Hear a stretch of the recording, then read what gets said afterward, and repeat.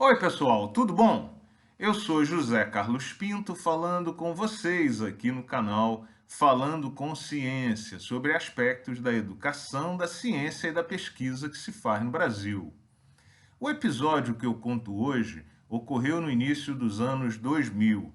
O episódio começa em sala de aula durante um curso de pós-graduação sobre processos de polimerização, quando um estudante muito curioso me perguntou o que ocorreria se misturássemos duas tecnologias distintas em um mesmo vaso de preparo para a preparação de uma determinada classe de materiais. A pergunta era muito simples: o que ocorreria se usássemos de forma combinada duas tecnologias conhecidas? Mas o fato é que eu não sabia a resposta para aquela pergunta, porque nunca havia feito aquele experimento e porque também nunca havia lido nada a respeito.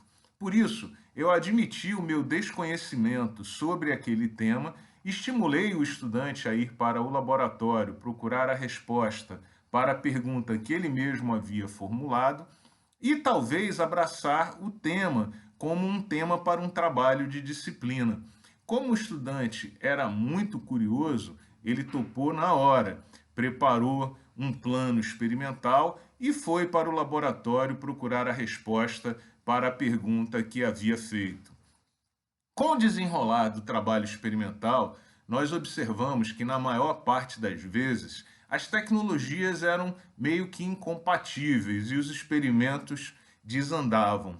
No entanto, observamos que havia uma determinada área, um determinado conjunto de condições de preparo que permitia a preparação de um material completamente original, que não era produzido com outras tecnologias conhecidas até então. E nós ficamos muito estimulados com o achado. Desde então, esse tema virou uma das principais linhas de investigação do grupo de pesquisa em que eu trabalho, sobre a preparação de biocatalisadores enzimáticos. Já gerou várias teses de mestrado e doutorado, duas patentes, dezenas de artigos publicados em revistas científicas e estimulou a criação de uma startup de base tecnológica que tenta produzir suportes enzimáticos para a produção de biocatalisadores.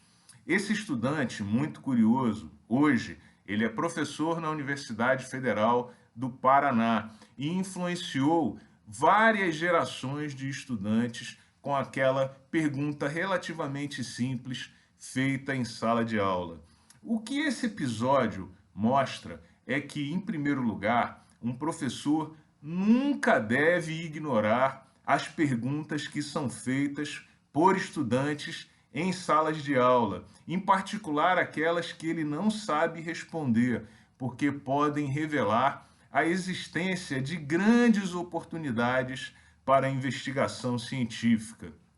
Em segundo lugar, um docente, um investigador, nunca deve se envergonhar de admitir que não sabe a resposta para um determinado problema. Em verdade, essa pode ser uma grande oportunidade para aprofundar o conhecimento em uma área e desenvolver uma pesquisa bastante original.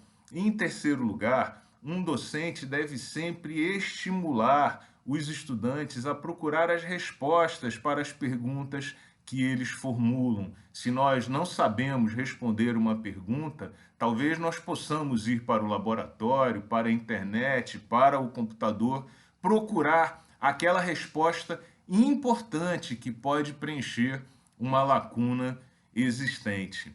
Bom, o que nós vemos aqui é que uma boa pergunta, de fato, é aquela que ainda não tem uma boa resposta. E nós não devemos nunca ignorar essa oportunidade para a investigação e para o desenvolvimento científico.